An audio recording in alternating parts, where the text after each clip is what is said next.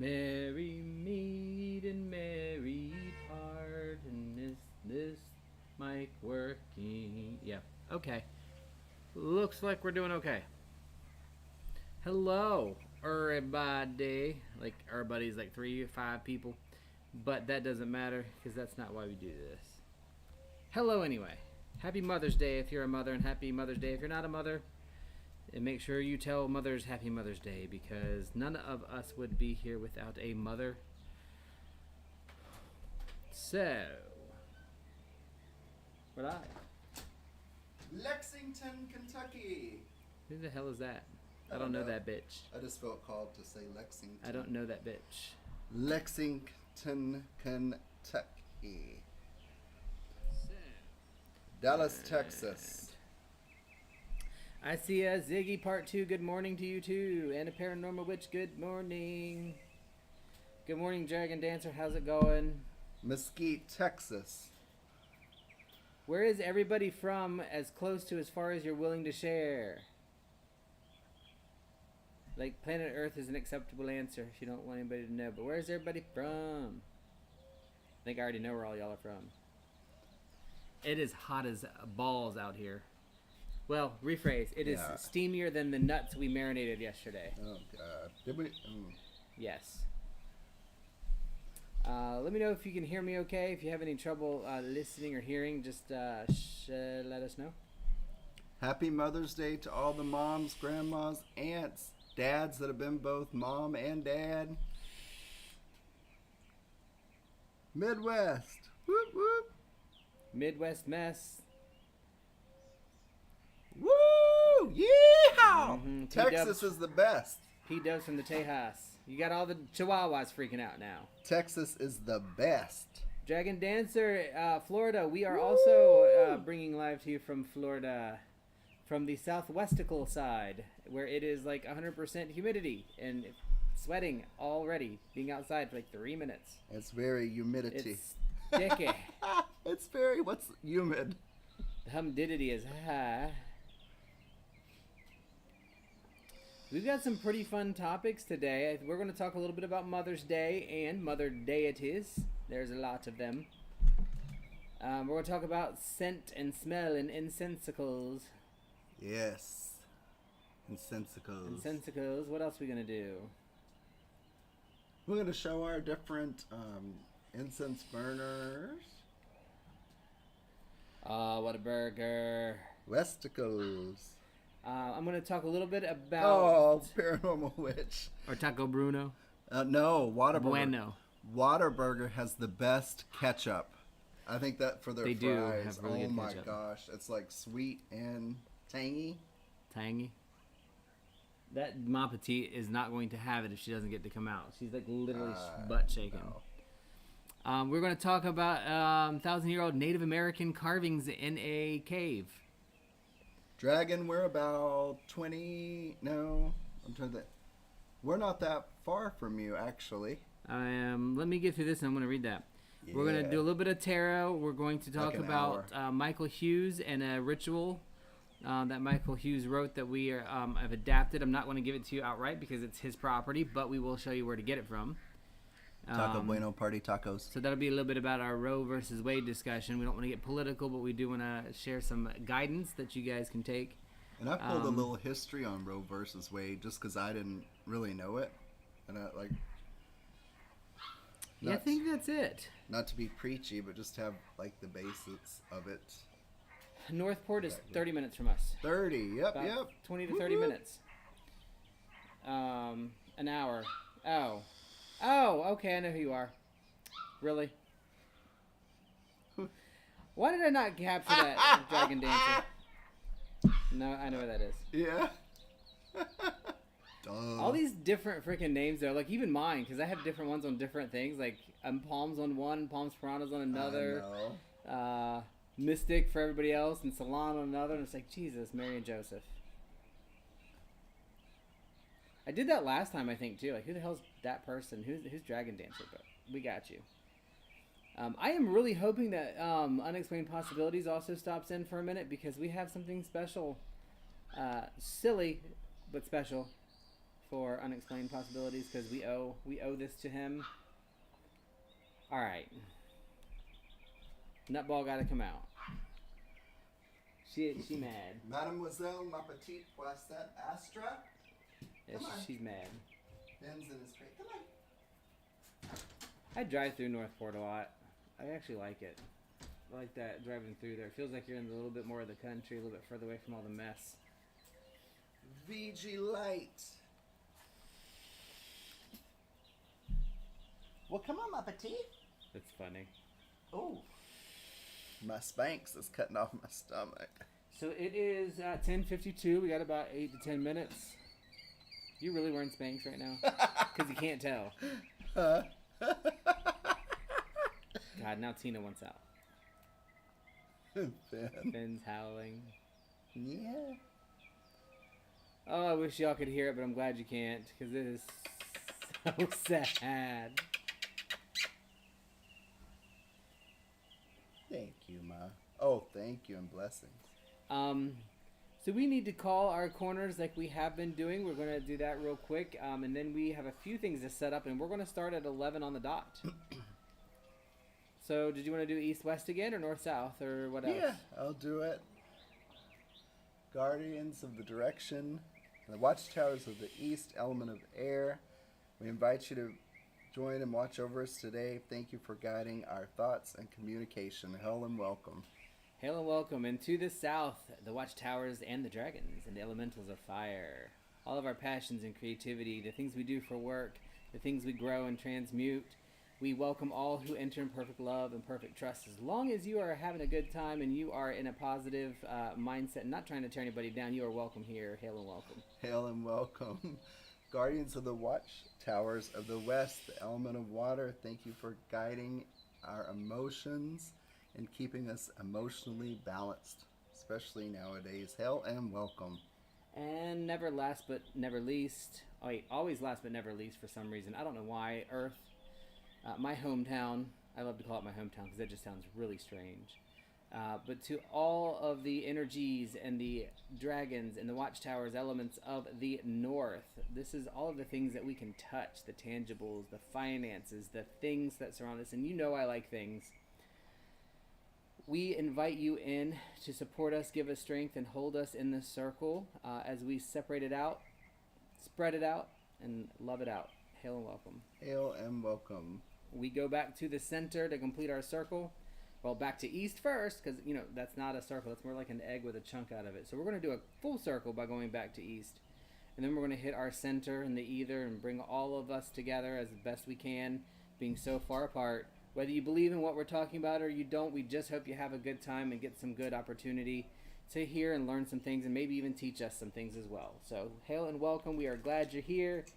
And now we're going to start getting a couple of things prepared for our live open in 5 minutes. The circle is now closed. I am literally sweating down my back.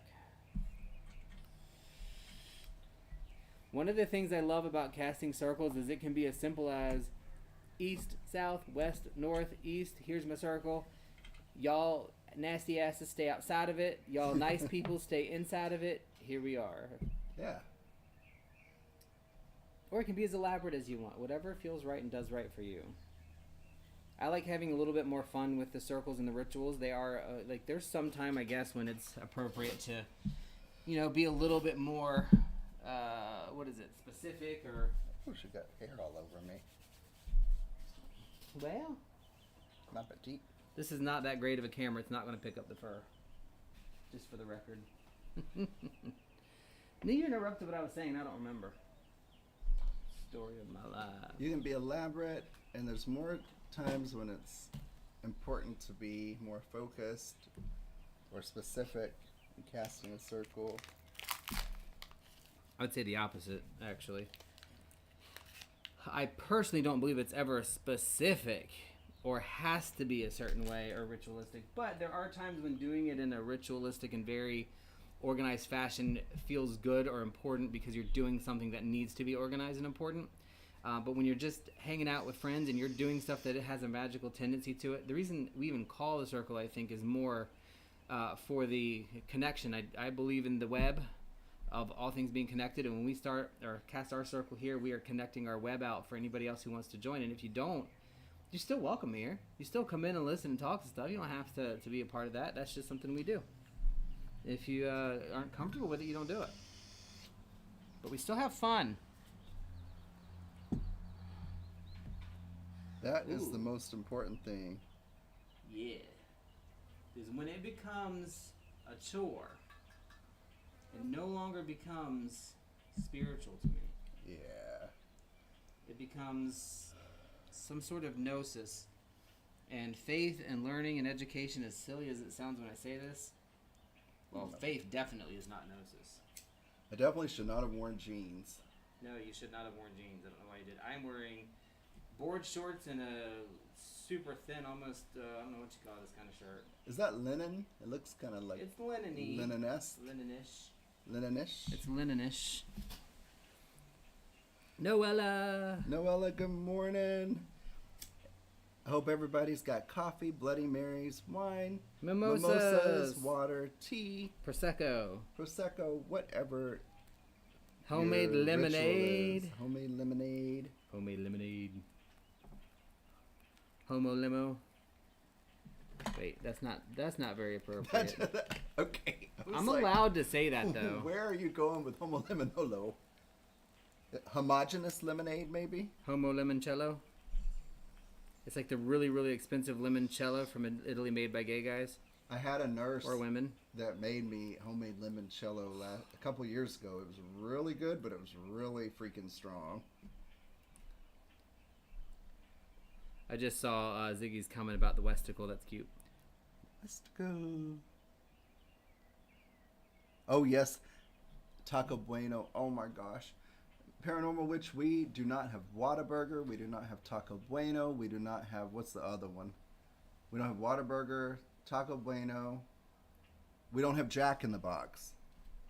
Not that I'm encouraging people to eat a lot of fast food, but those are some things that I enjoy when I go home to Texas. Tejas. Yes. Tejas. It's a very good place. It's the best country there is, Texas. Yeah, you know what? Of course, now there's going to be a little bit of wind, so some of our incense is going to start blowing the wrong way. It's this bullshit.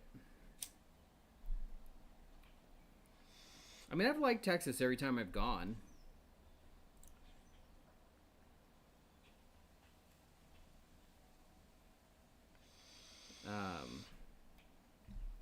I don't see Texas that much different than Florida, to be honest. Yeah, it's kind of, I think of Florida as if Texas and California had a baby. A very ugly baby. Really? You think Florida's ugly? I think there's a lot of ugly people in it. But that's anywhere.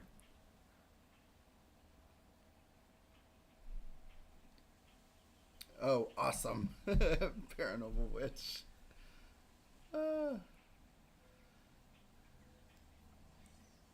Just making sure it's lit. Take yours is dropping like it's hot. I'm sweating a little bit like a whore in church. That's some heavy sweat, y'all. Yeah, them whores in church. Okay, well this is one stick that is stuck together. Oh, wow. How interesting. It was meant to be. Okay, it is 11 o'clock. I know, it's 11 o'clock. Give me a minute, goddamn. Shit. Fuck.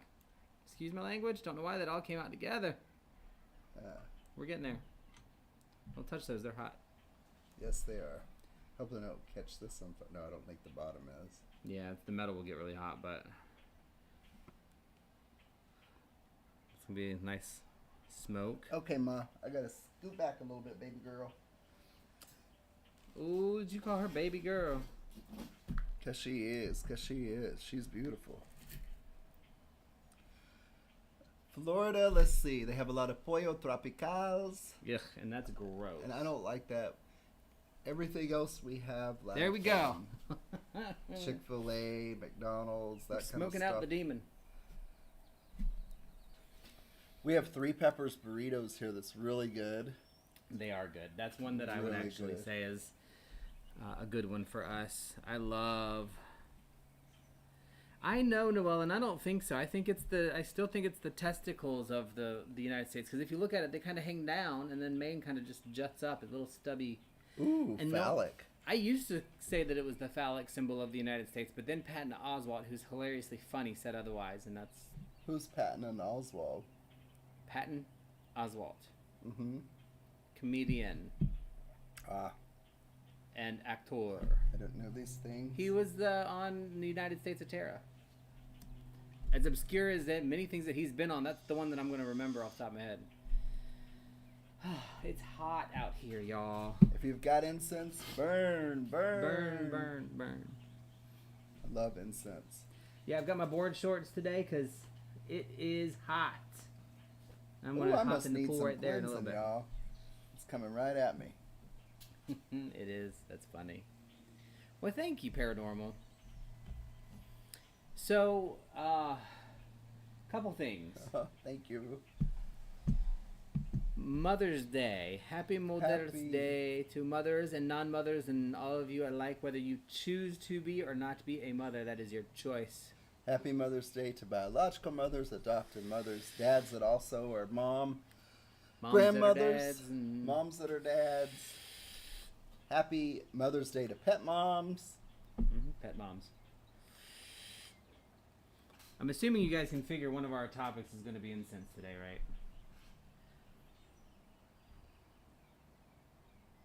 So, if you have not talked to your mom, if you are on good speaking terms with your mom, then you should call and tell your mom Happy Mother's Day. Now, I will point out that Hello, just Evolution. because mom is a mom does not make mom a mama or a mother. So you know what? You got to be careful with that too. We get it. And happy Mother's Day to the oldest mom, Mother Earth, Gaia. Yeah. I don't know. Maybe there's an Earth or a mother older than Earth. Oh, could be. But it's the oldest one I know, but it could be. Oh, you know her? Did you met her? You talked to her? Sometimes I do talk to Gaia. You're gonna have to keep your eyes peeled on the chat because I'm gonna be away from chat for just a minute. So incense. So does anybody have a goddess that they like to consider mother or a mother entity, whether it's a triple or whatever? I'm just curious. I've got a whole list I want to talk about, but it's not just like, that every female goddess is a mother goddess. Ishtar is a young warrior goddess. She's not interested in being a mom at that point of her tripleness or triple goddessness. Any deities that you guys have specifically that you like or associate with mother? Set. You're going to have to answer to them when they come after you with the pitchforks.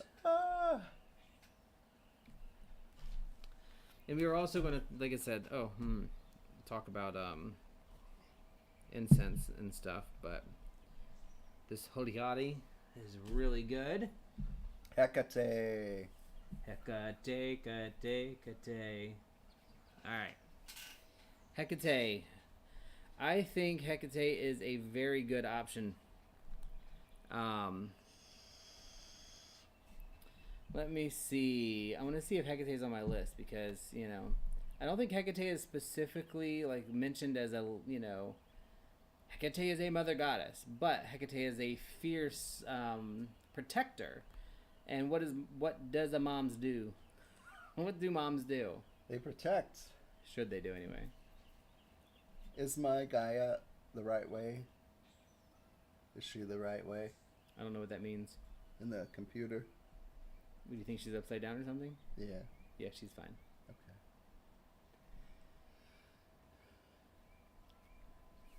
There are no words. Oh, hey, Evolution, didn't see you in there. How's it going? So I can definitely see Hecate as a mother goddess, right? Super protection. I think that's where I really would pull that from. Not Set. No. I think mine would be, and this is easy because I say her a lot whenever I'm trying to think of the goddess. The first one that comes to mind is always Caradwyn. Caradwin.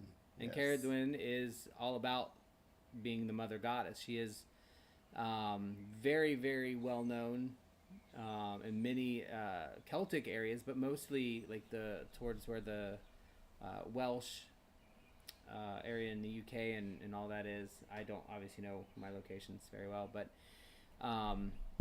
she has her cauldron, which is usually a symbol for womb, which is the same as a cup. You know, when you're using a cup or a chalice, that's the womb representation. Just like the guy here's belly is the earth, is the womb of growth.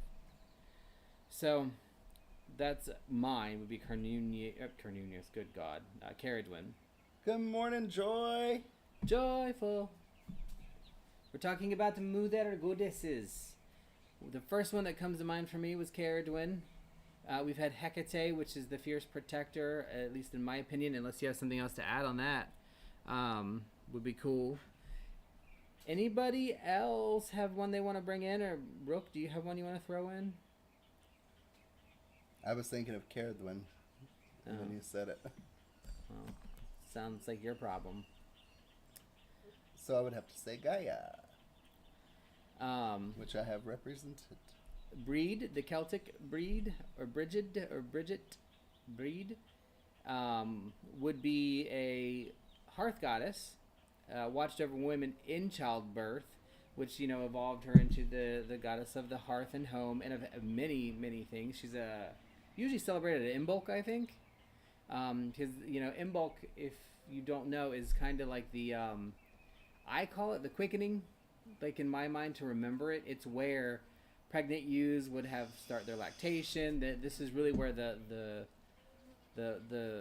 growth of a fetus or whatever would grow. You know, the seed would grow and all that stuff, and fertilization and all that jazz. But Imbolc would be that time for her. From the Norse pantheon, we have Freya, which is the goddess of abundance, fertility, and war. Still honored today by some pagans associated with sexual freedom. Very fitting for today, right? Let's keep Freya up here on the corner. Frigga was the wife of Odin.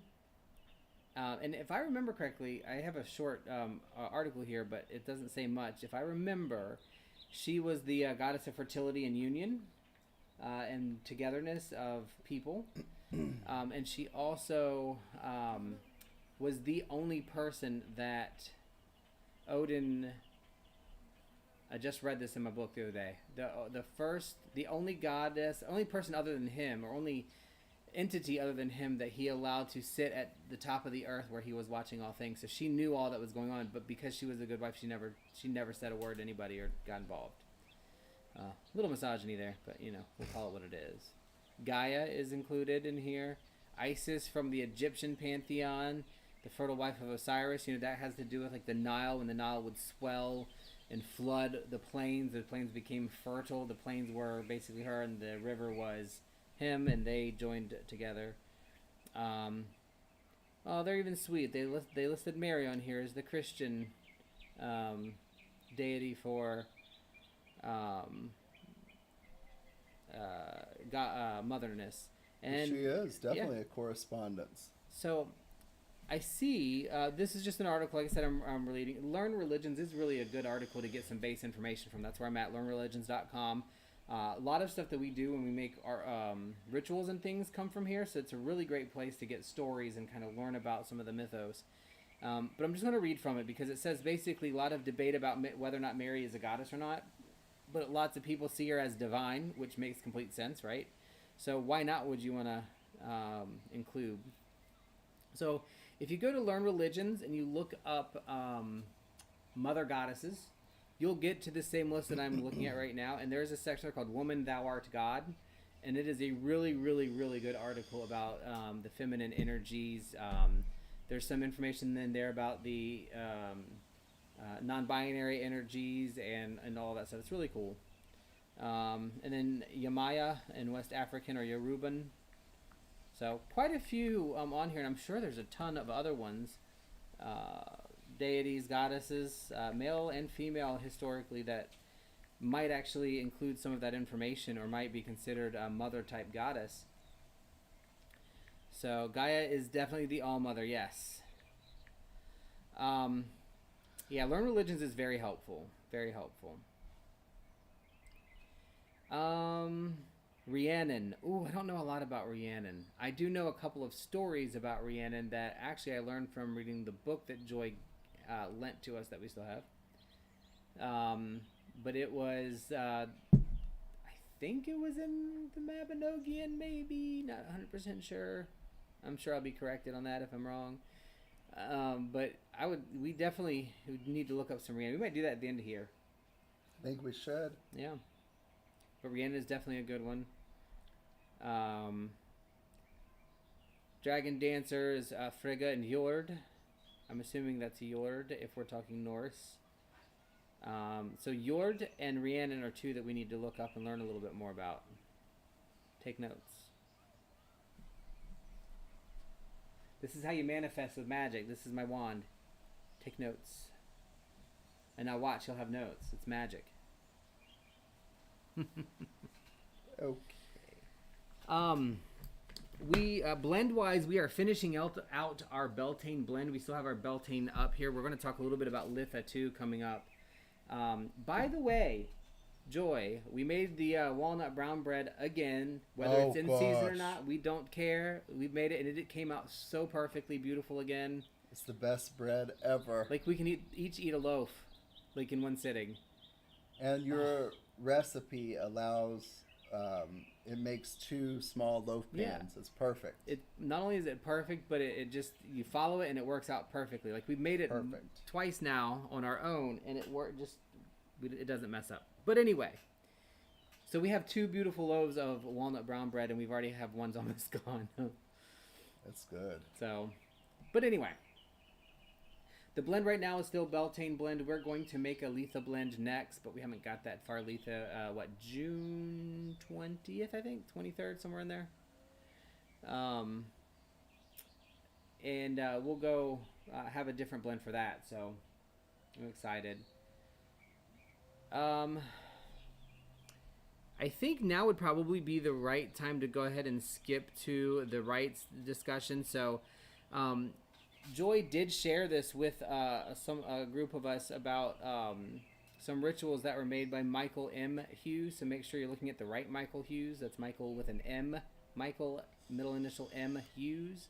If you go to michaelmhughes.com, you'll see the website, and there's a couple of books on there that he does. A couple of them are available like on Amazon. They're pretty inexpensive, between $10 and $12. And if you have Kindle or Amazon Prime, it's free actually. And if you're on Kindle, you can get the Kindle version for between $1 and $2. And I believe the book was written in 2008. It's The Magic for the Resistance, Rituals and Spells for Change. And one of those in there was kind of shared with our group, and we wanted to bring that up. Now, I'm not going to list it all out on a podcast or a presentation or a discussion like this because I don't have permission, to use somebody else's stuff right now for this large of a group or this kind of a, what do you call it, production or platform. But go there, check it out. I mean, $2, and it is good. And it really focuses on not just reproductive rights, but re-empowering yourself as a woman. Obviously, I'm not speaking from experience here as far as that stuff goes, but I read through it.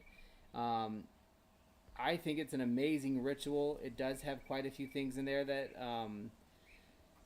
I just think, especially Hecate included, the Crossroads Queen. Is included, so you may really enjoy that one. Those of you that follow Hecate, but Michael M. Hughes, I just wanted to point that out because I want you to make sure to go over and look at that. And Rook and I are going to probably do similar ritual with some adjustments, of course. If you read the ritual, you'll know why those adjustments need to be made. Okay. But we will have to, because my personal opinion, and without getting political, is at this point, I just don't have a right, nor does the state, to decide what somebody else does with their body, and that's just all I need to know. That's just all I need to know. Like, there's nothing more to it than that. Yes, and paranormal, like I said, if you use Kindle, I found it on Kindle for $1.99. Oh, that's good. I like my Kindle. Or a paperback, I think was like $12, something like that. I love the Kindle. You can have so many books in one little bitty. Yeah, but the ritual, it really Half talks inch. about spell for protection. Anyone with a uterus's reproductive rights, but it can be done for health clinics, doctors, and healthcare workers that are involved in that, which is probably the route we will take. That's what I will do. But it's also, that book itself is really kind of a, I don't want to say anthology, but it was born out of, I think, Trumpism, for lack of a better term. And regardless of the person, like him or don't like him, the book really has some really cool stuff on it that will really help you, and some very powerful ritual in it. So I'm hoping that we're going to get a copy of it to keep it in our little library as well. But yeah. So yes, we still need to make mead. We need to do that. Get that stupid thing. I'm home this week. Well, I am local this week, not home. I'll be driving. I might have a hotel night or two, but I will be local this week. So I don't care what happens, either Monday or Tuesday. I'm going to go to Fort Myers, and we're going to get that whatever else we need. So I might call you, Joy. Hopefully, I don't want to keep saying I will and then not call you, because it's been kind of crazy. Joy. So is this the appropriate place I can just give? Because I didn't know, so I looked up a little bit about Roe versus Wade, and I'm not saying as long as it's factual, one side or the other. So it started 1973 as a landmark decision of the U.S. Supreme Court. Protects the pregnant woman's liberty to choose to have an abortion without excessive government restriction. Roe was not the lady's name. It was something else, but it fueled an ongoing abortion debate in the United States about whether and to what extent abortion should be legal, and who should decide the legality of abortion, and what role of moral and religious views in the political sphere should be. So, the decision involved the case of Norma McCorvey, known by the legal pseudonym Jane Roe, who in 1969 became pregnant with her third child. McCorvey wanted an abortion, but lived in Texas, where abortion was illegal except when necessary to save the mother's life. She had attorneys who filed a lawsuit on her behalf in U.S. federal court against her local district attorney, Henry Wade, alleging that Texas's abortion laws were unconstitutional. A 3-judge panel of the U.S. District Court for the Northern District of Texas heard the case and ruled in her favor. Texas then, of course, appealed directly to the U.S. Supreme Court.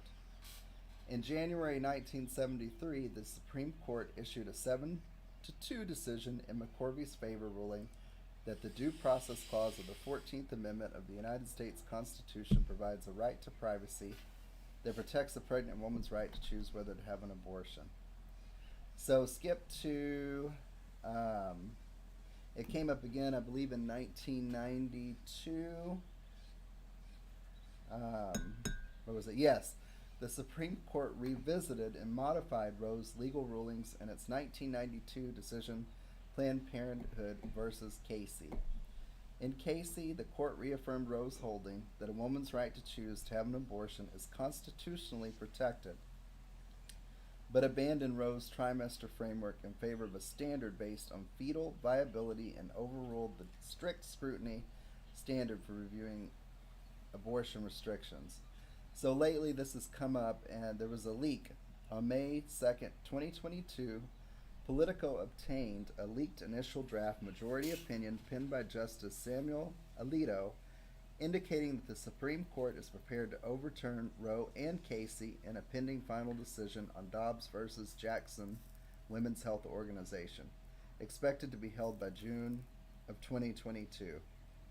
A press release from Chief Justice John Roberts the following day, so on May 3rd, confirmed the authenticity of the leaked document, but stated that the draft does not represent a decision by the court or the final petition.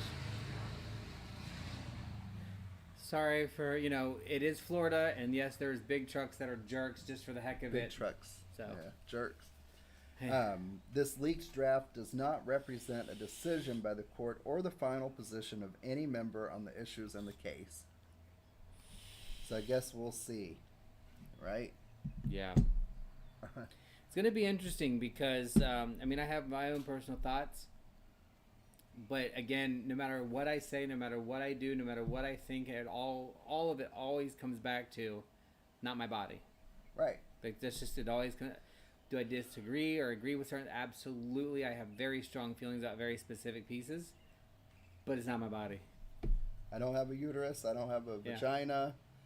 I don't have to carry a child for 9 months, so it really doesn't matter to me what my thought of it is, right? Yeah, at that point.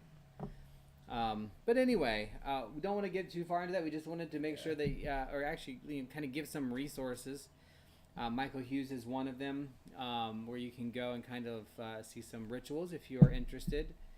Of course, Planned Parenthood is always a good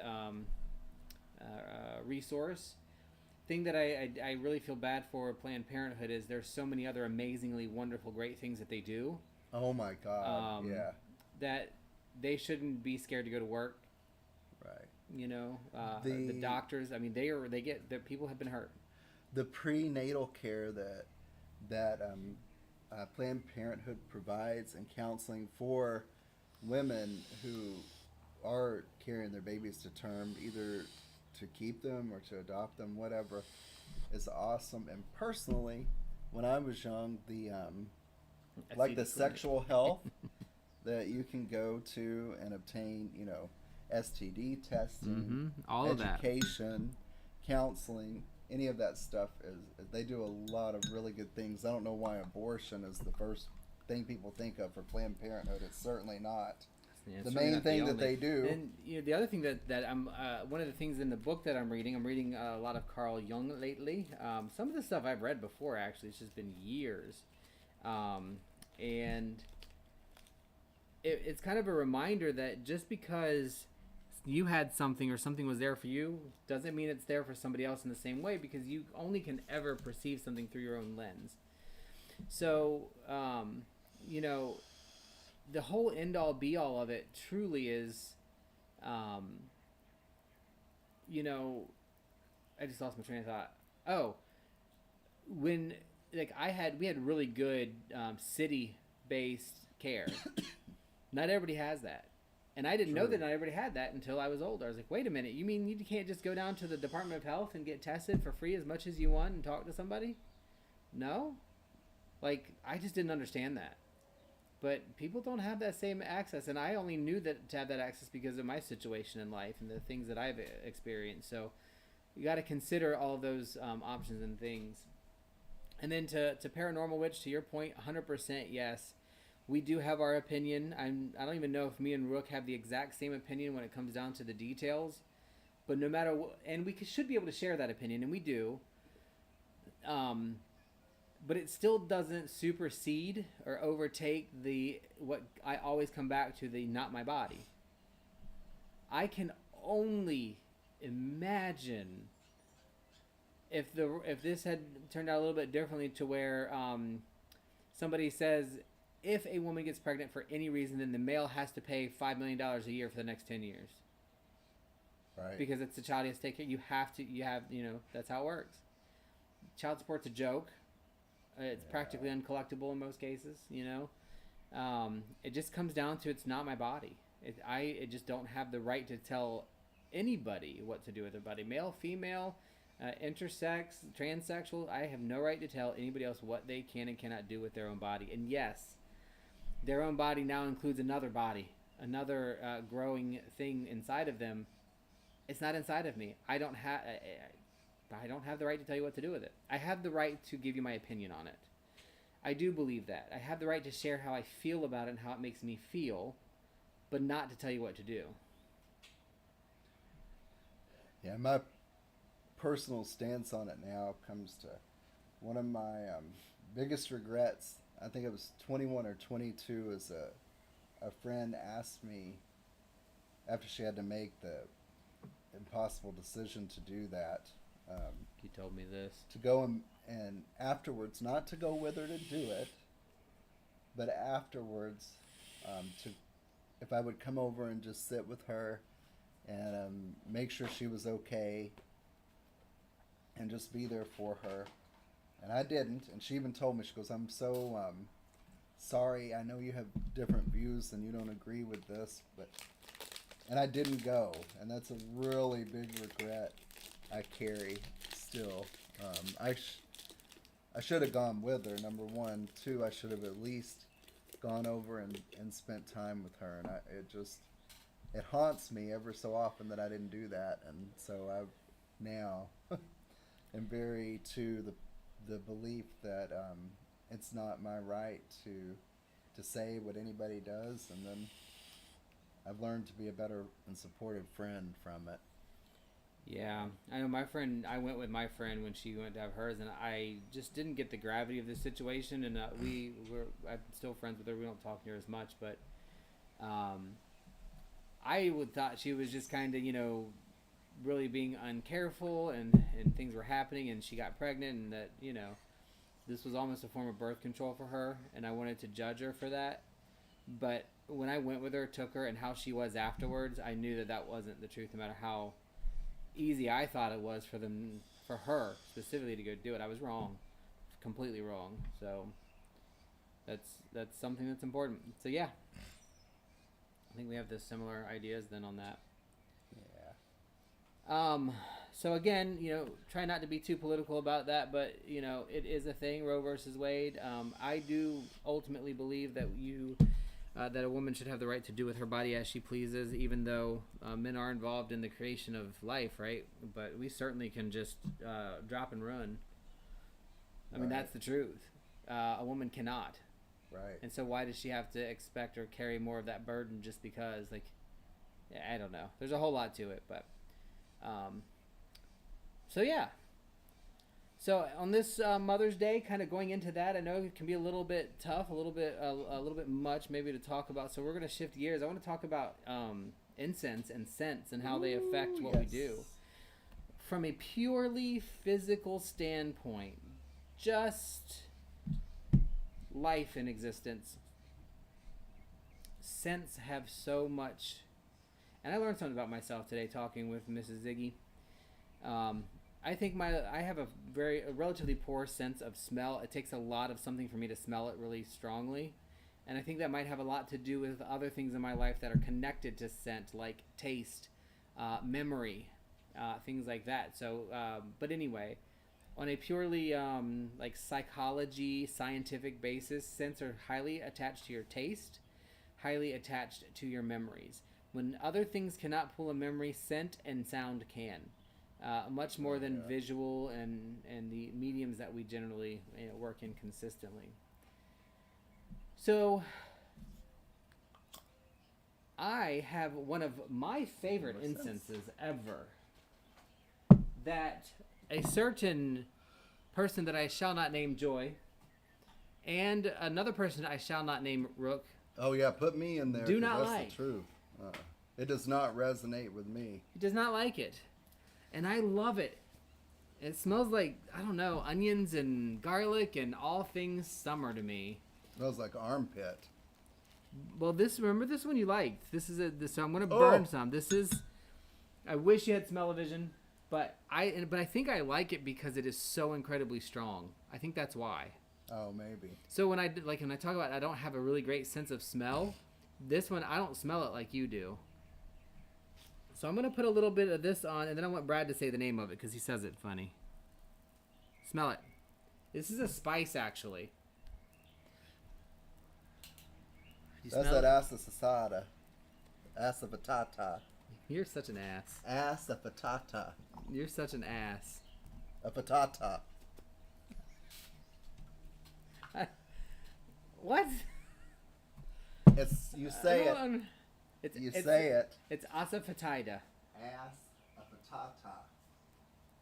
It's asafoetida, also known as hing. It is a, I'm going to say Indian spice but it is a very old spice. It's used in a lot of things. But this is actually directly from India. It's a very good spice. If you like sense of cooking, or if you're even working, like for me, if I'm as a nurse working with a patient, specifically like a home care patient that doesn't eat, I might burn this. They're going to smell the sense of cooking, of garlic and onions. And while it might be strong here, if it spreads across, shut up, Joy, I see that. I don't like none of y'all. Y'all are rude. I'm just kidding. It does not smell like feet.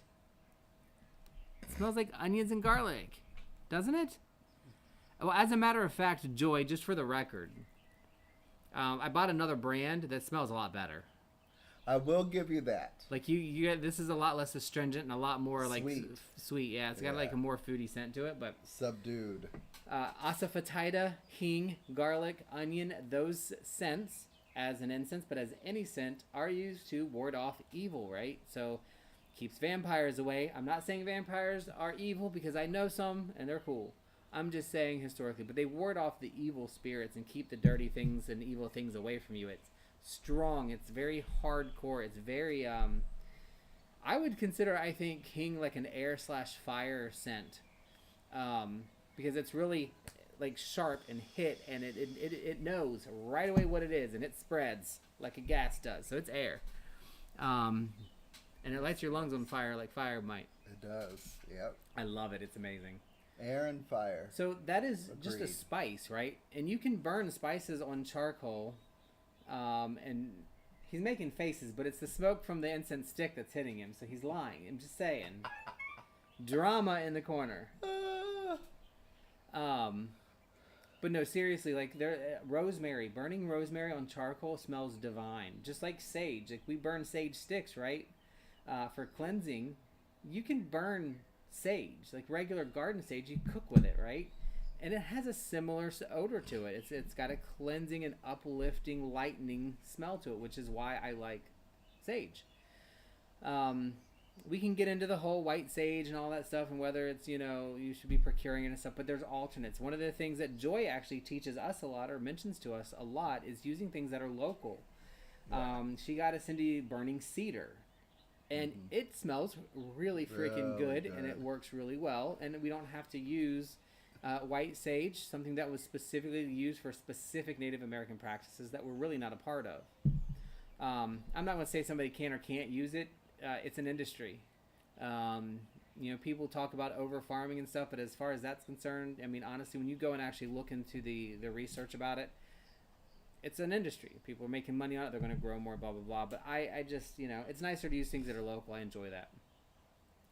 There was something different about making food and stew and all the things that we've done with the food that's local. It is different. It's different. But anyway, if you need to do something and you're working on something at home, or a ritual or a spell, or just trying to get into a certain mood, use spices. Hing, onion, garlic. You can burn garlic. Burnt garlic smells awesome. I mean, don't waste it either. You just freaking cook some garlic in some butter and then use it for something later. Cinnamon. You could use cinnamon. Be careful with cinnamon though, because cinnamon can actually cause your eyes to water and burn a little bit. There's some, like I have a face wash that I made with cinnamon bark. I use a little too much cinnamon bark and it made my face red. It burned, but we just loosened it up a little bit, added some water, and it like bottomed it out some. So that's just one thing that you can use. The other thing that I like to use a lot of is resin or sap. Yes. That's very nice. This is pine sap. Now, I didn't collect this specific pine sap. I have a bunch of it, but you can. There's pine trees which they frickin' tore down in our neighborhood. Pissed me off. But these pine trees have been struck by lightning. They're still living, and they had these little scars on them, and those scars will seep the pine resin. And we would just when we took the dogs for a walk, we would take a little tin, and we'd go and scrape a little bit of it off without hurting the tree, so that we'd have some resin to burn. I helped to collect it. My name is Ma Petite. This is pine resin. Pine resins, or saps, literally the most amazing scent you can ever want. If you want to go earth, you go with the sap or resin. If you need to ground or you want to do past life regression and you want to kind of have a relaxing, like pull you down to earth and kind of bind you into things or tether you, you should go for a sap. I love them because they burn so well. Why is this all of a sudden being a problem? It never has been before. There we go. And you can use different ones for different things. Like, so we have Siberian cedar, which is another one that we could use. But this, I wish you guys could smell it. I feel like right now we are having a fire outside after clearing some work, some areas back in 10,000 BCE, and we're getting ready to have a big feast. It just smells divine, and saps are, especially when you can get them locally. Now, don't injure a plant to get it. I guarantee you, if you have 15 trees in front of you, one of them is going to have sap on it. You don't need to cut it or scrape it to get it. There will be one, especially pine. Pine likes to leak. So does maple. Maple likes to leak, especially in Florida because everything gets struck by lightning down here. So that is one of the things that I would really focus on when it comes to scents.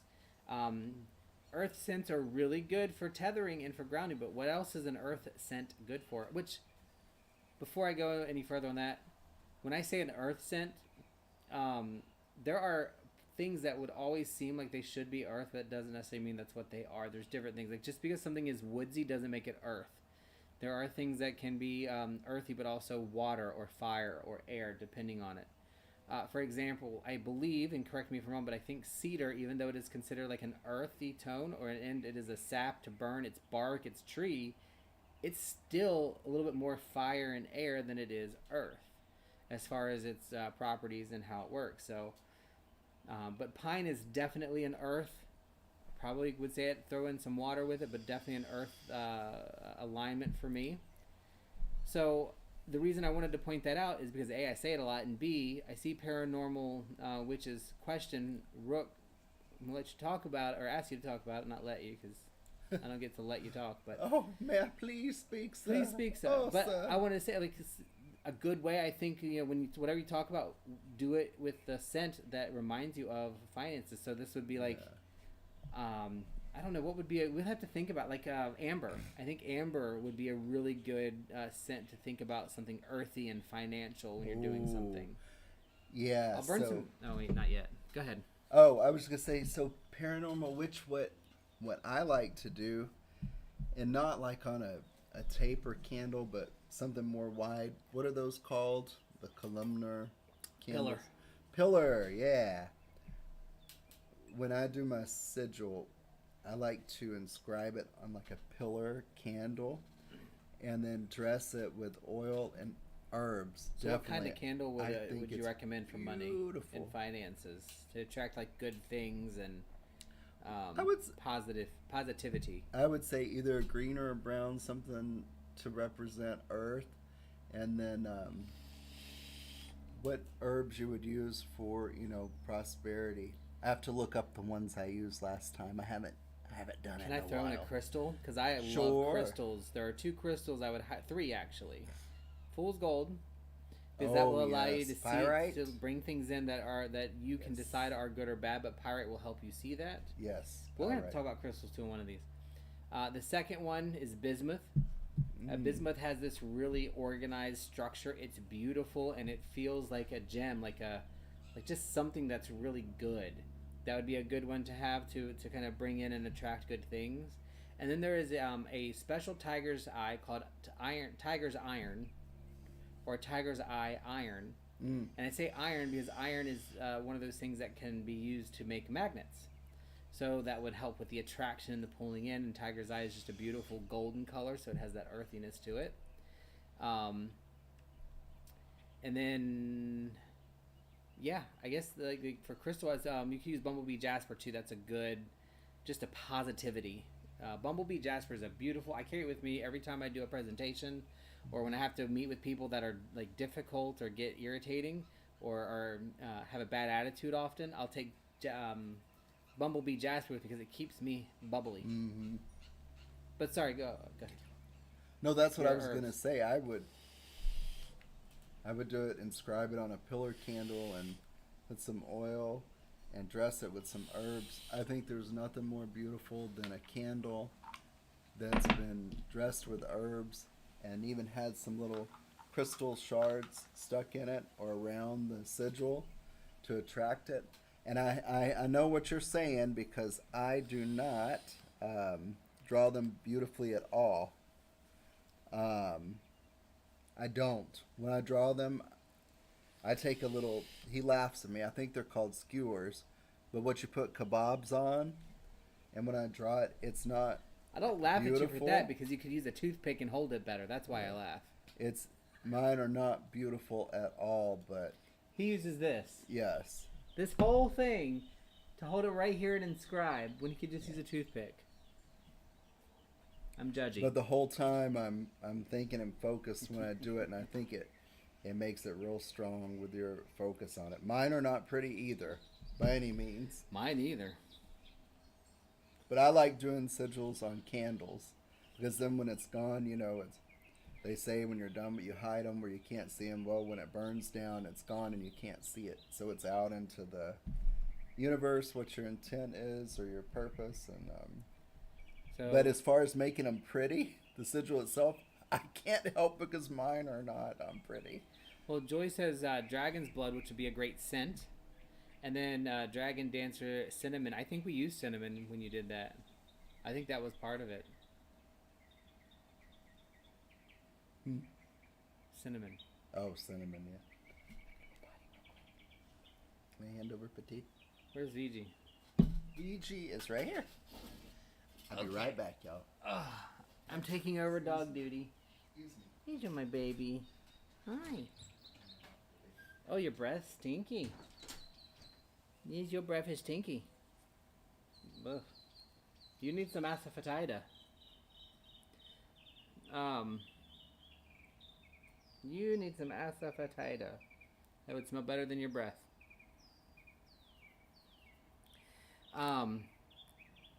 But yes, Joy and I and Rook too, if he hasn't said it, we all agree it is the intent. When you're sitting down and taking the energy in your mind, think about it. You are kind of designing or looking up even. If you use another sigil that somebody else made, that's fine. You're taking the energy and time to find it. And think about it and see how it manifests or makes what it is you're looking at. You have to put that time in, and that's energy. If you go down to the molecular level of your body to think, to move your hand, to move your eyes, to sit down, to write something on a piece of paper, to scribe it on a candle, to light the candle, and to even just to think about what you're doing, all of those things require energy. Where does that energy come from? Well, it comes from your breathing, because oxygen is used to make energy. It comes from water. Water is required for your body to make energy. It comes from elements. You have to have sodium, potassium, chloride, calcium, all of these elements in order to make energy and to survive. Where does all that come from? Well, it comes from the plants that you eat. It comes from the other foods that you eat. It comes from animals. Where does that come from? Well, the animals eat the grass, so ultimately plants, right? And then what they breathe.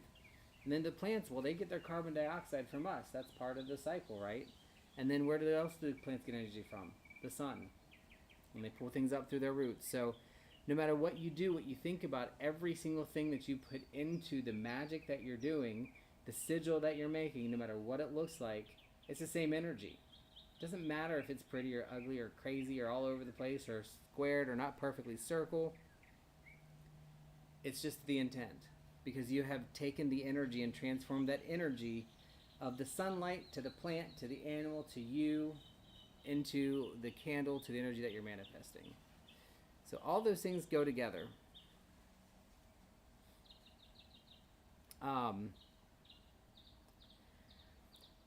Using someone else's work feels the same as you do it in yourself to bring the attract to you. Not necessarily, not for me anyway.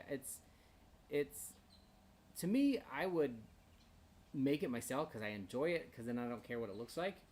But I don't think that there's anything wrong with using somebody else's things that they might have created if they're allowed. Like, you don't want to steal something from somebody, right? But if somebody creates a sigil, and that sigil is for attracting positive things, You take that sigil, you meditate on it, you think about it and make it mean what you want it to mean for you, and use it. We do it all the time. Like, nobody owns the patent on the symbol for the sun. Yet we use the symbol for the sun to illuminate things or to have knowledge or to grow things, right? So just because we use that symbol of the sun that somebody else may have used before doesn't make it any less powerful. It really, to me, it does come down to the intent and time and energy that you spend on something. Ultimately. So, want your little poodle back? Yeah, give him to me. Your little poodle. My petite. Come here, Placette. I love how she just like gets all standy and excited. Come here, Placette. There's Placette. The baby. God, it is hot out here. Hey, Beach. Oh yeah, there's tons of different ways to make sigils and stuff too, which are really fun. Oh, I like that idea of drawing with a crystal point. That's really cool. I agree with that too. I've never tried that. We might have to do that.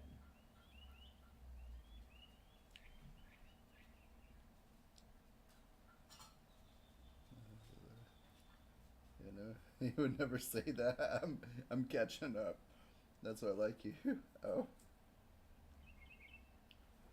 There are some sigils that go beyond time. Oh yeah, your heart. Yes. Yeah.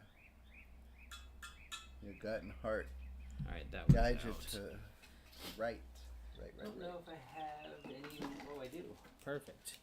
What you got? What you burning? What you need? What you know? Well, we've talked so far about herb Okay. and saps. Saps and resins. Now I want to talk about like resin. And then I want to move to like, well, we can talk about the backflow if you want. We need to light another one probably. Yeah, you know what I like? They burn pretty quickly, but sometimes I like to use the powders. But I definitely love, did we talk about the own blends we make with herbs and No, stuff? go ahead and talk about that if you want. I think one of the favorite things, because for me, you're putting your own energy, is that we've done with, actually Joy taught me this about 3 years ago, is to make your own blend with herbs, and you can even bind them with a little bit of honey to keep them together. I personally just like the loose and free herbs ground up, mixed together, and burnt. I think it's really cool. And the backflow ones are pretty cool too. They look neat. I've got a witch. I call her Jenny, with a cauldron here. Then we have this other backflow over there. Oh yeah, let me dump this up. How does this one do it? Just dumps. Just the lid, yeah. The thing I like about backflow is because they give me like some sort of like what do you call it? Virgo joy, and the way that they drop the scent so perfectly down sometimes doesn't always work out that way. Yep. Need a lighter? We got 3 out here now. Okay. But backflow incense burners, you have to have a backflow burner and backflow incense. So it does kind of limit some of your options. Now I will tell you, like these. So this is a very popular brand. This is Satya Sai Baba. This is Nag Champa backflow cones. They work way better than the super cheap generic ones, but they do work. But just remember, if you buy backflow, you have to have a backflow burner, or the scent that you'll get will be kind of burnt. So,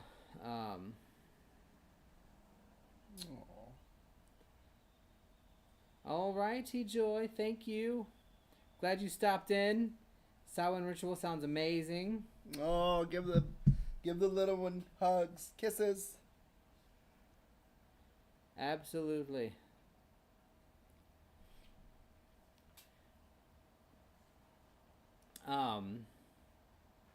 So yeah, the backflow, they're neat.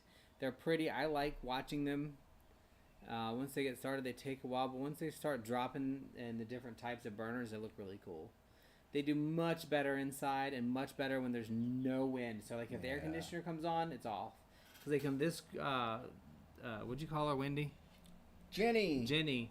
Like, the smoke will just come out of the skulls and just kind of lay there and kind of melt over the table. Yeah. It's really pretty. But yeah, so that's, you know. So we've done what? Resin. We've done.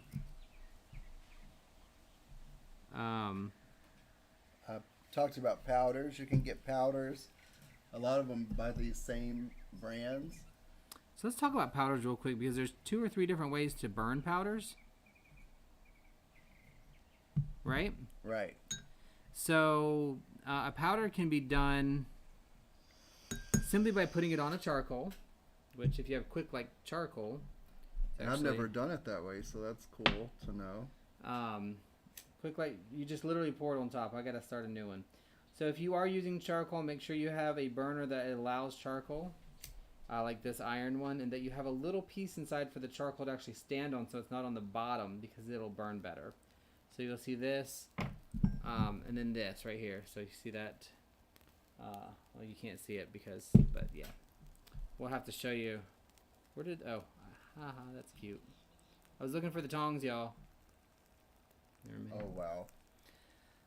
So when you do charcoal and use quick light, you want to let it burn for at least a minute or 2, if not 3, when you first light it, no matter how big it is.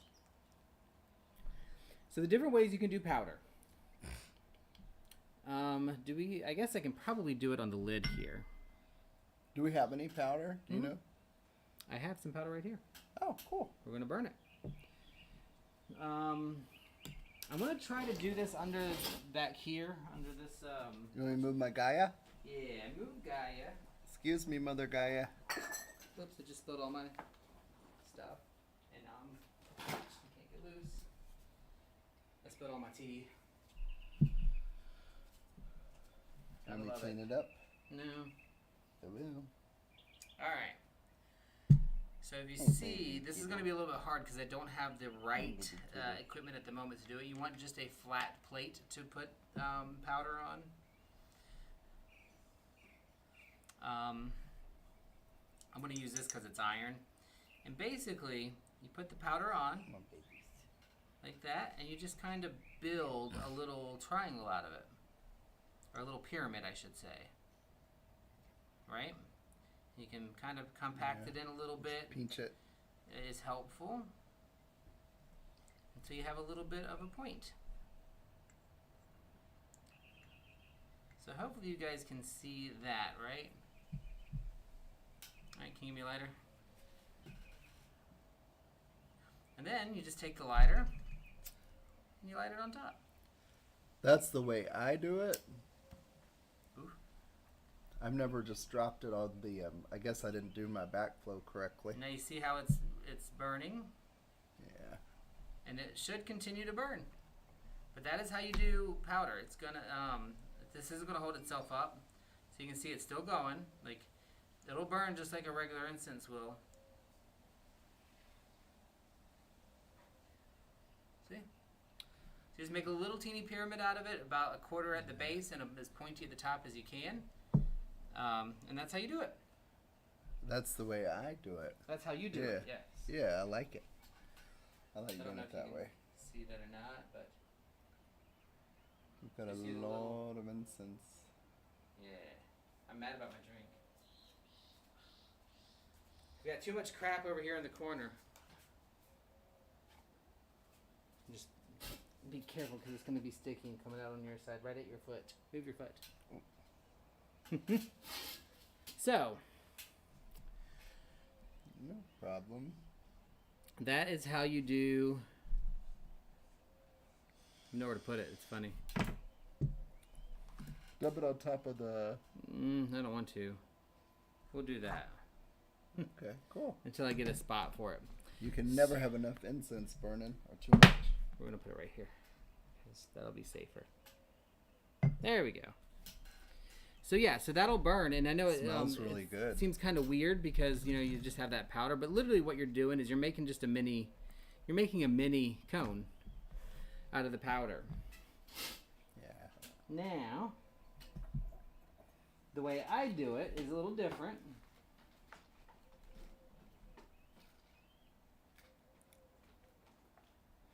I literally take charcoal.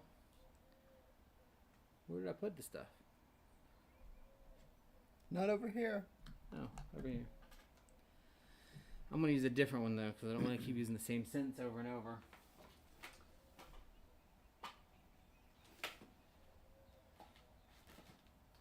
So what I do a little bit differently, which, you know, that's the easier and better way. It'll burn cleaner. It'll burn more consistently and all the way through. Can you hand me the tongs over there? I left them. Oh. I just take a little pinch and throw it right on top of the charcoal, and it'll burn the same way. It just burns faster on the charcoal. If you do the little triangle, it'll go longer. That smells really good. That is cinnamon patchouli. I like the powders because they have a more light, almost like a fluffier scent. You can do dragon's blood resin, a dragon's blood stick, a dragon's blood cone, a dragon's blood powder. They're all going to be completely different. Hello, sons. So yeah, that's so we've talked about like the herbs. So I know Rook talked about this is our herb blend that we had made last week for Fire for Beltane. This is a very strong herb mix. And you can mix them together too. Oh, this smells so good. Oh, love it. We got a lot of scents going on here. It doesn't even look like there's that much, but if you're here in real time, you'd be seeing a ton of smoke. But anyway, so we hit herbs. We hit cones. We hit powders. We talked a little bit about some of the saps. Now there's resins, of course. Resin and sap, very similar, kind of the same idea. But resins are usually dried and purified. So this is resin right here is a benzoin resin. Sumatran benzoin. So you can break these into little chunks and burn the individual little chunks. Now I will tell you, some of these are extremely strong. So we're going to burn a little chunk of benzoin. And then we're going to burn a little bit of copal. Paranormal Witch said she loves dragon's blood, but it's expensive right now. Yeah, it is. Unfortunately. If you look time-wise, though, you can actually find, like, I have a pound of Mayan copal or copal, depending on how you say it. And when you buy larger amounts, it obviously is cheaper, more expensive actually to buy it, but it gets cheaper overall. Like, this bag was $30, but I've had it for like 2 years. And there's a lot of like different dragon's blood resins. For example, I have this dragon's blood, which you can see is very dry and pasty. It's hard to see in the bag, I know, but it's very dry and pasty. And it does not smell near as amazing as this purified dragon's blood, which is a lot more expensive. But 3 years ago, this was $10 for this tin. Now it's probably about $30. So it's definitely gotten expendy. They smell good, Paranormal Witch. It's strong with all the different ones going. Yeah, we're letting the other ones burn out, but I'm with Rook. I think one of the most beneficial or the most satisfying ones to do are when you kind of work with your herbs and just pick. Oh, wow. Dollar store? That's good to know. I have to check that out. Yeah. I've seen incense also at, I don't know if y'all have them where you're at, but Five and Below. Mm-hmm. The sticks, they have a really good price. Yeah. I have to check out the dollar store. You can turn the fan back on if you want.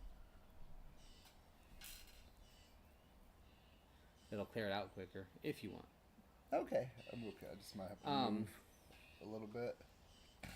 But the herbs is my favorite. The one thing with the herbs is, like, if you use honey to kind of mix it together, it does get very sticky. It's hard to get it to actually land on there. So when you do that, you want to let it harden. So, put it in the fridge, I think, for like a couple of days. Definitely. So it gets hard, and then when you take it out, it'll dry it a little bit, and it'll be a big chunk. But I definitely am a much bigger fan of resins than anything. I think resins really have a different strength to them, and so I'm going to burn these 2 pieces of resin. I wish I had like a dime or a quarter to kind of give you for size, but these 2 pieces of resin will make our entire house smell the rest of the day and probably into tomorrow. So it doesn't take a lot. So this is Sumatran benzoin and copal. Copal is a very good scent for cleansing and clearing out. It is one of the base ones in the Indian, actually in pretty much every pantheon you can think of. Copal is a base cleansing smoke. You will find it in Christian, you will find it in Indian, you will find it in many different cultural backgrounds. So I'm going to do the benzoin first though. Benzoin has a much more earthy scent to it. I like benzoin and copal. But one of my biggest recommendations is don't take what we tell you for like real, like for like what it is. As you come across different incenses, just number one, keep a small bag of coffee beans with you, because if you have coffee beans and you shake them up and then hold them in your nose, it'll clean your nose and your nasal palate. Burn a piece of benzoin, or if you can only get a stick, or herbs, and write down what they make you think of and how you feel. That's kind of what we did in making our blends. Like this summer blend was made from herbs that we had, I don't know if you were in any of those, but I would burn and smell them and say, okay, this smells like hot summer. Or this reminds me of being in the dead of cold winter. Or this reminds me of falling leaves. And we would assign those out so that you know which ones to burn together. And when we do that and you come up with something like this, it is freaking amazing. This is probably one of my favorite blends we've ever done. Yeah, it's really nice. And it smells like summer. That benzoin, strong. Whew, that is strong. Oh, my petite doll. Come on, Ma. She fart or growl? Growled. I couldn't tell. I don't fart.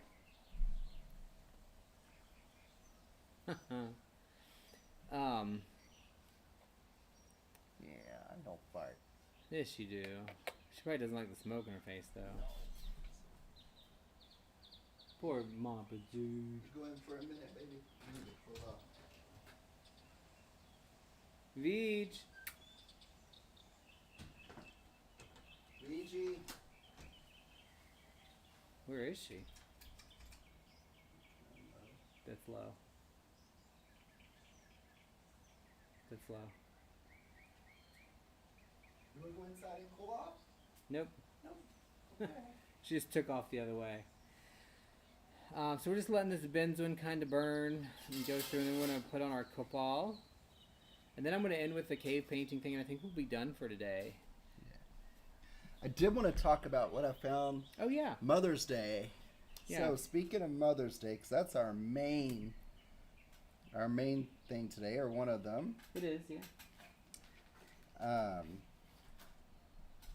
And I'm pulling up my notes I made, but I believe Mother's Day first was seen in the United States in 1908. It was, of course, Mother's Day is a celebration. We honor the mother, motherhood, maternal bonds.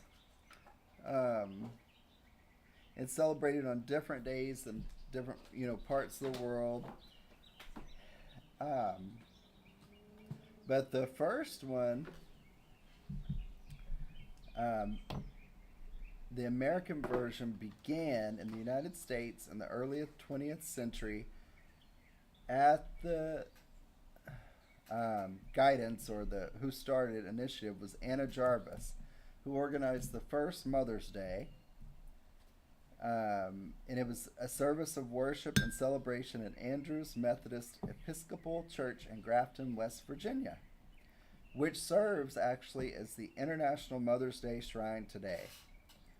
It's not directly related to the many traditional celebrations of mothers and motherhood that have existed throughout the years, such as the Greek cult to Sibyl, Sybil. the mother deity Rhea, the Roman festival of Hilaria, or the other Christian ecclesiastical Mothering Sunday celebration. So, Anna Jarvis's was not related to these. The American version of Mother's Day has been criticized for having become too commercialized. Jarvis herself, who began the celebration as a liturgical service or observance, regretted the commercialism and expressed that this was not her intention. In response, Constance Adelaide Smith successfully advocated for Mothering Sunday as a commemoration of a broader definition of motherhood in many other parts of the English-speaking world. Now, I want to see, I know I wasn't crazy, that I didn't make it up. That the first one, well, I could be crazy, but where was Jarvis's first celebration? Well, I read that it was in 1908. So that is why we have Mother's Day as it is today. That was a weird ding. That was a weird ding. What dinged? There's a dinging occurring. Well, that's neat. I didn't know all that either. Although Grafton, West Virginia is, I think, one of the locations in Fallout 76. I think you're right.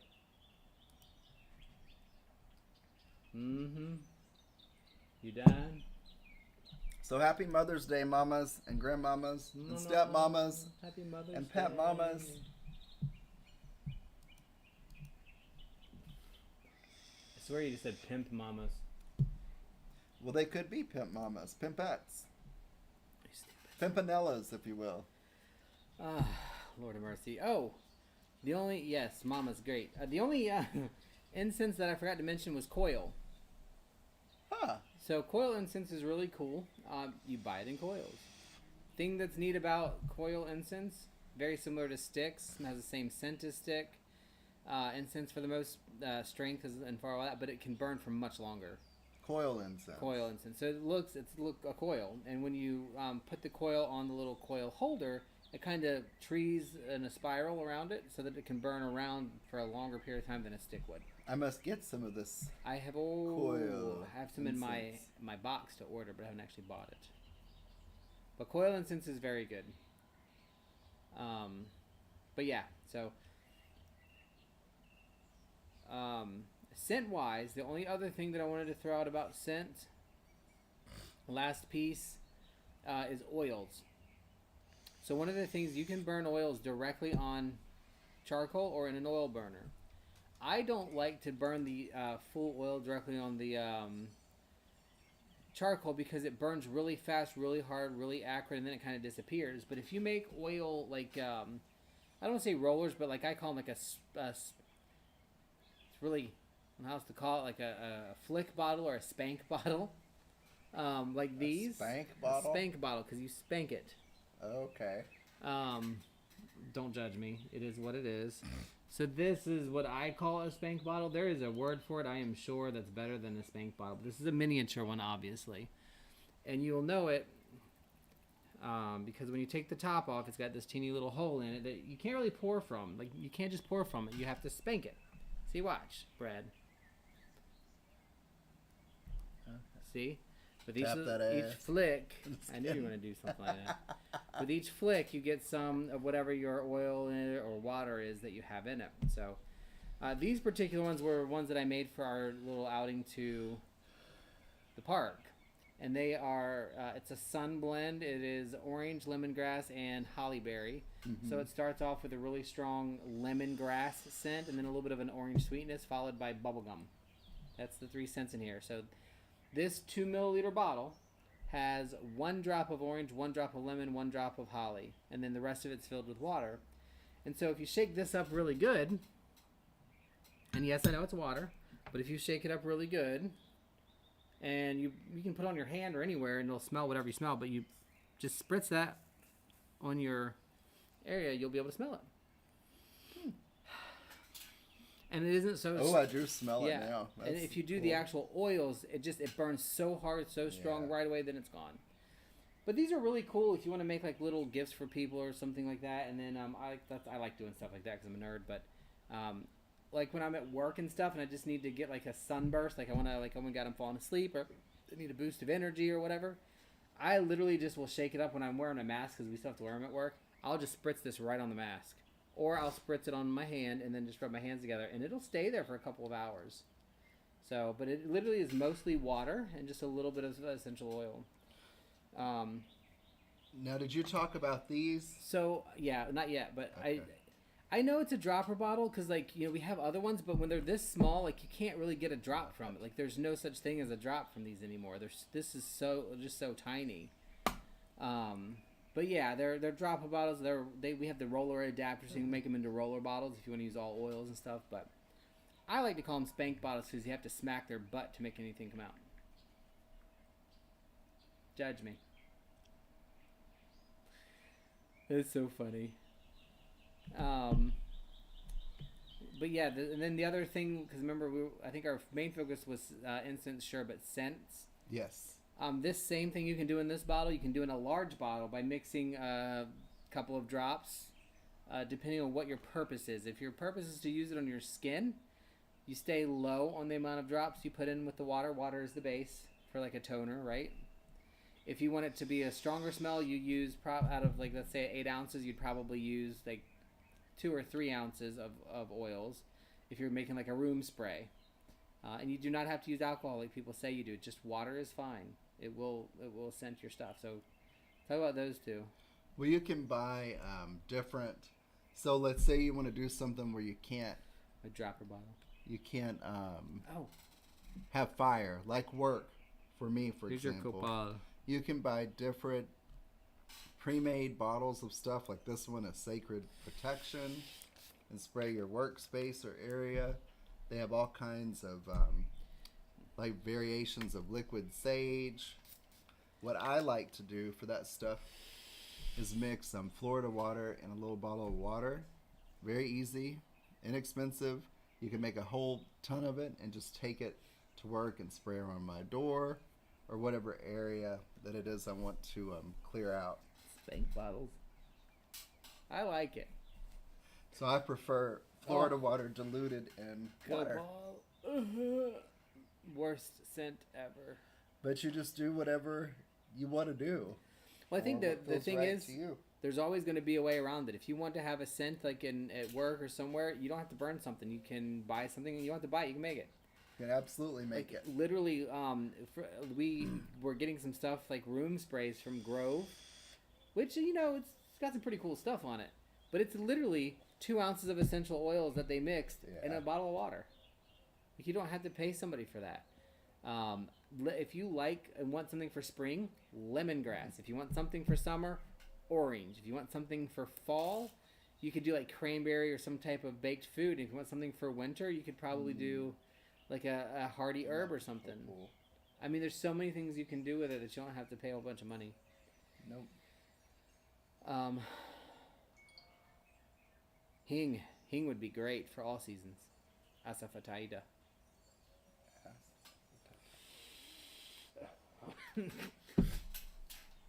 All right.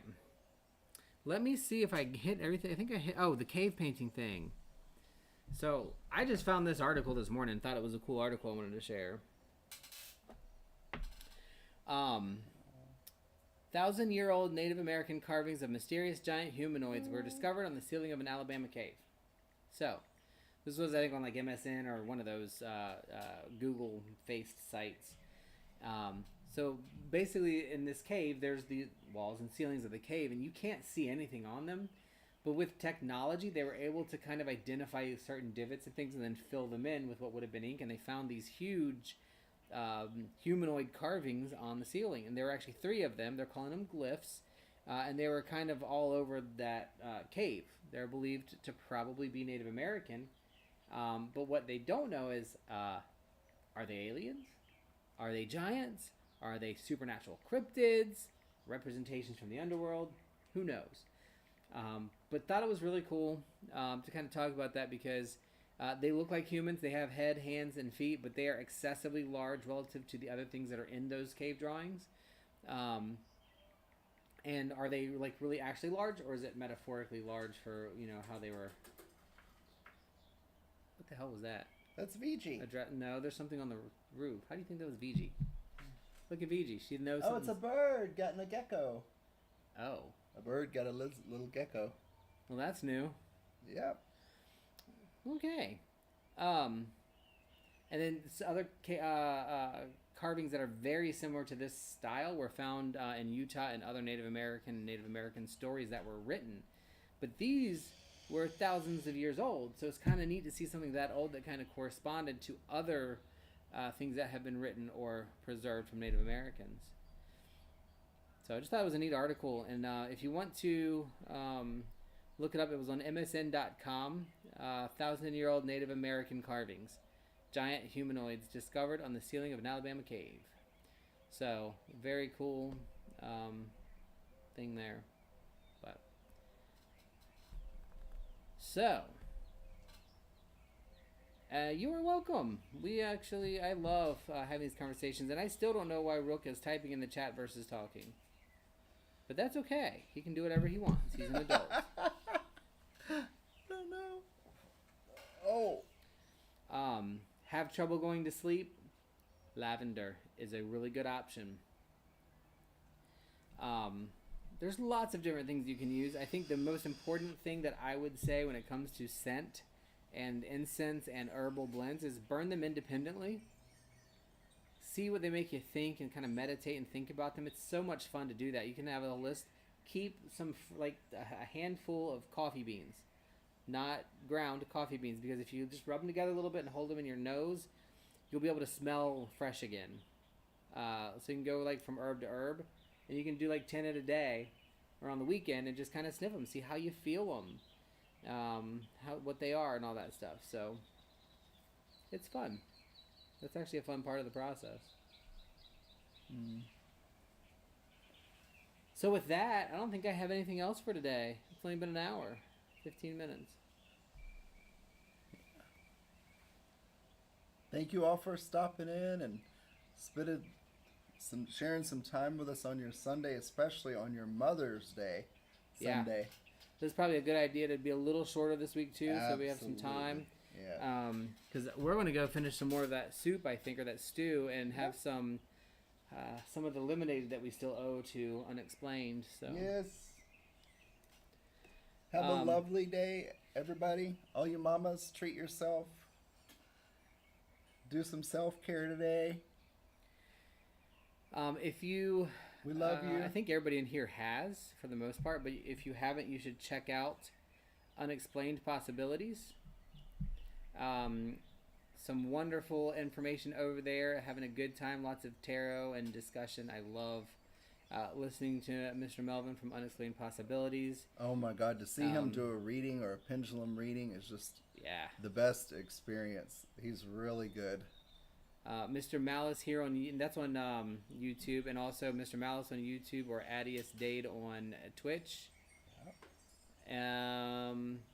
I don't see Mavetel, Mavethl in here, or if he has been in here, he has not said anything, but he is now streaming on Twitch, so you should check him out, playing games. Yep. I think we're going to get probably back into streaming games, Ark and stuff, just That'd be randomly. Fun. Because I think I might have found a good Ark place. But anyway,